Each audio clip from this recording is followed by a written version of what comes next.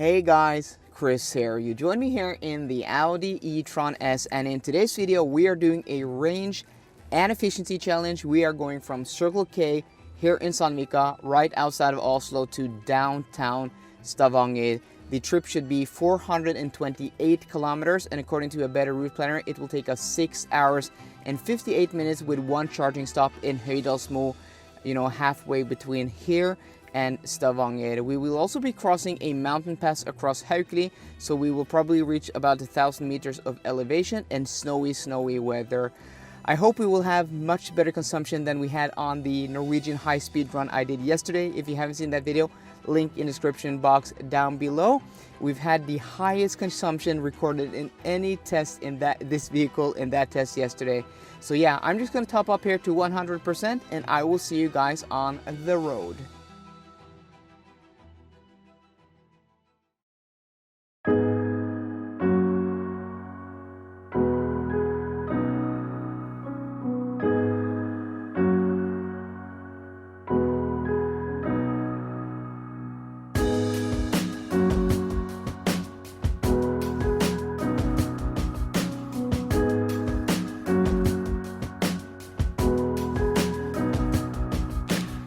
We've now been on the road for a little less than an hour. We're now at about 330 meters of elevation, and we have high consumption because we have been climbing, of course, 34.6 kilowatt hours per 100 kilometers.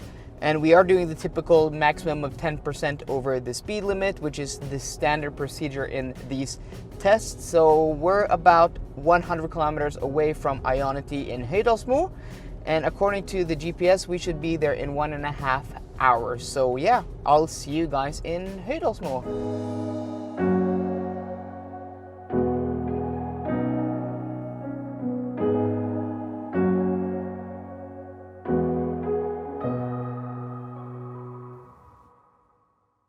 We are now at Høydalsmo, Circle K, Ionity, and there we have the charger. There's a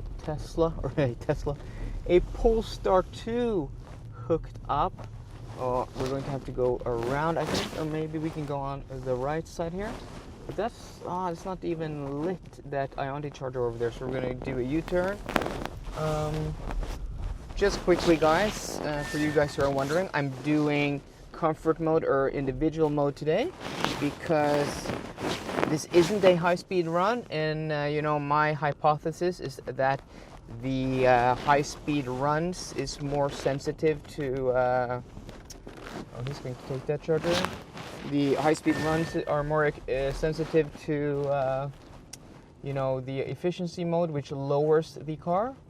So let's see if we can do this one. So that's why I'm just doing the normal modes, because also we have rougher roads today, and that a raised ride height will give me better comfort also, on these bumpy roads. But yeah, so consumption has been quite high, 32.6 kilowatt hours per 100 kilometers. You can see our average speed.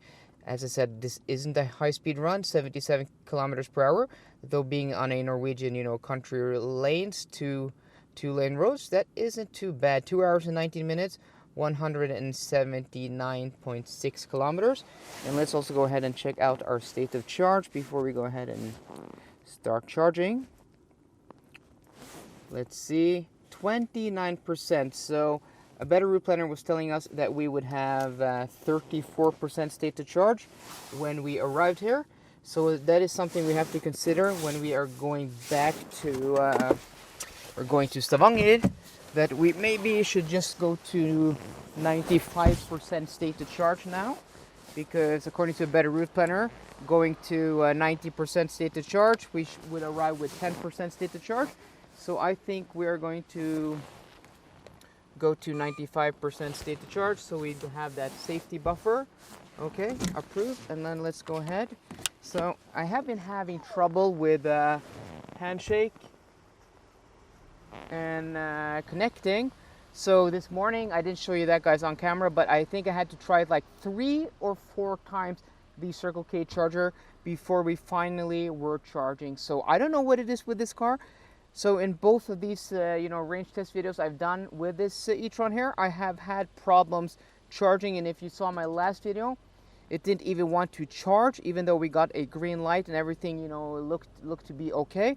It just didn't want to charge. But this is also something we have found out, people testing the e-tron. If you hold the charger to pressing it towards the car, it should help with handshaking. But my suspicion is that this is only when the car is quite new, because my own e-tron, which has done 11,000 kilometers, doesn't have this problem anymore. So now we are connected. We have a green light, and let's see if we're getting any decent charging speeds here. 29% state to charge, and as you can see, we are at 106, 105 kilowatts. But yeah, it's a bit cold now. It's around 0 degrees Celsius. So yeah, we are actually co-gating, guys.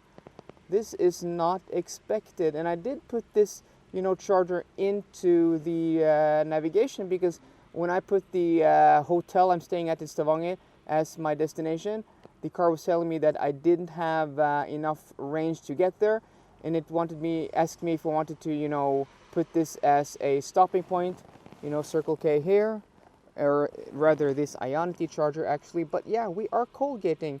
We are only getting 106 kilowatts of charging speed. We've been charging for 9 minutes and we are already getting, maximum speed. So we were slightly cold gating, but yeah, after being connected to the charger, we are finally getting some heat into the battery. 145 kilowatts. That is fantastic. But I was in here, the service station, just getting some drinks, and then I checked the remainder of the trip. 5 hours, but 288 kilometers. And considering we've had such high consumption, I think we're going to go to maybe 100% state to charge. Just to be sure we don't have to stop one more time before we get to Stavanger. This is why I love the e-tron, guys. Look at that, 96% state to charge, and we're still charging at 65 kilowatts. That is freaking amazing.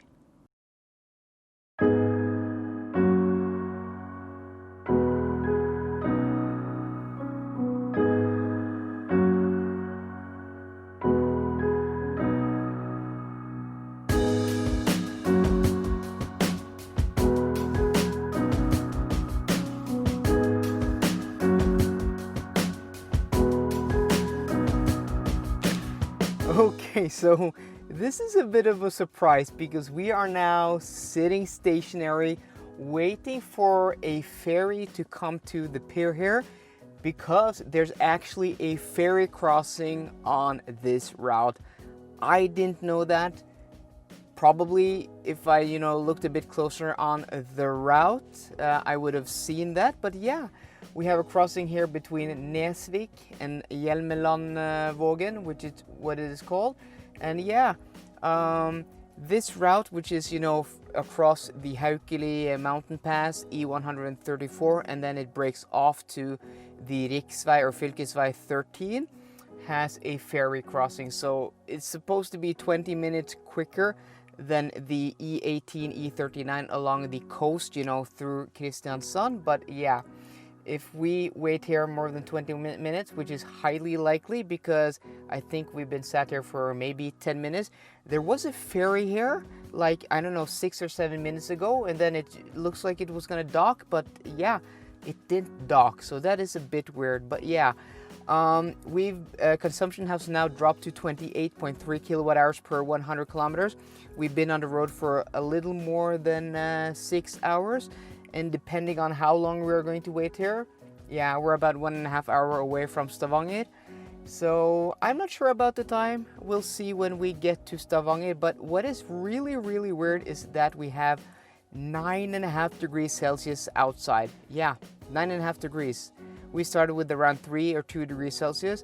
The coldest we've had when we, went over the Haukeli mountain pass at about 1100 meters was -2 degrees Celsius. So yeah, I'm a bit skeptical to this route, and another reason why not to take this route, is that we have really narrow and twisty roads after we, split off from the E134. So this is most definitely not a main road between Oslo and Stavanger. I just want to get that out there. I'm from Western Norway, so I'm used to these, narrow and and twisty roads. But I haven't driven on them for a long time because from Oslo and Bergen, where I'm from Bergen, they got rid of those roads, yeah, a long time ago.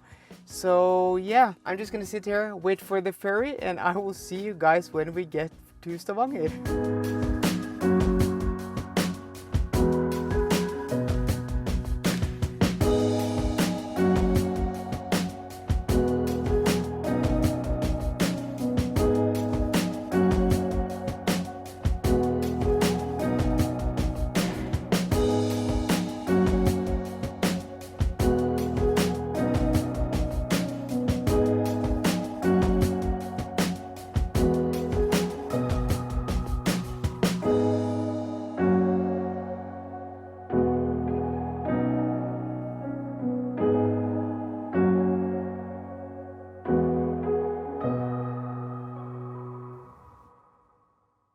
We are now in Stavanger, outside of my hotel, where I'm going to spend, well, the next few days for work.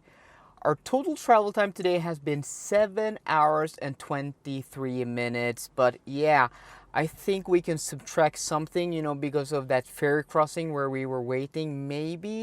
I think maybe we were sitting there for maybe like 20 minutes. So we weren't that much off the time. And also, a better route planner was telling us that the charging in Høydalsmo would be 19 minutes, 34% to 90%. But remember, a better route planner doesn't have the E-Tron S, so those are the numbers for the E-Tron 55. We actually arrived with 29% state to charge, and then we went to 100% state to charge. And I'm glad we did that because we arrived here with 9% state of charge. So if I went to 90, I wouldn't have enough juice to get there. If I went to 95, well, that would be cutting it close. So I'm really glad I went to, I went to 99% state of charge, not 100% state of charge, but I'm really glad that I did that. So our total consumption for the trip has been 28 kilowatt hours per 100 kilometers, which is super, super high. But again, we have had one of the most extreme conditions in today's video because, yeah, our highest elevation was at 1100 meters and our lowest elevation was actually minus 240 or 250. And in our last section here, the new underwater tunnel from Ryfylke to Stavanger, part of the Ryfast road that just opened earlier this year. An awesome stretch of road which just goes, I think is like 30 kilometers underneath the ocean on the seabed. So that's a really, really cool stretch of road. So yeah, and actually guys, our trip has been longer than 428 kilometers, which is what a better route planner is telling us the trip was. It's actually 472 kilometers according to the trip computer. So yeah.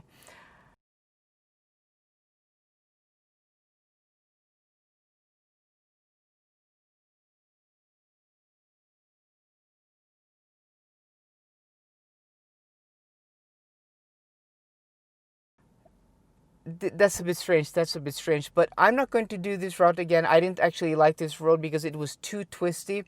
It's not very comfortable, and on my way back to Oslo, I'm going to go the coastal route, E39 and E18, because I actually think that is quicker. So yeah, that video will be out in a few videos. So guys, I hope you enjoyed today's video. If you did, please drop me a thumbs up down below, and for more car content, as always guys, please subscribe. See you guys later and goodbye.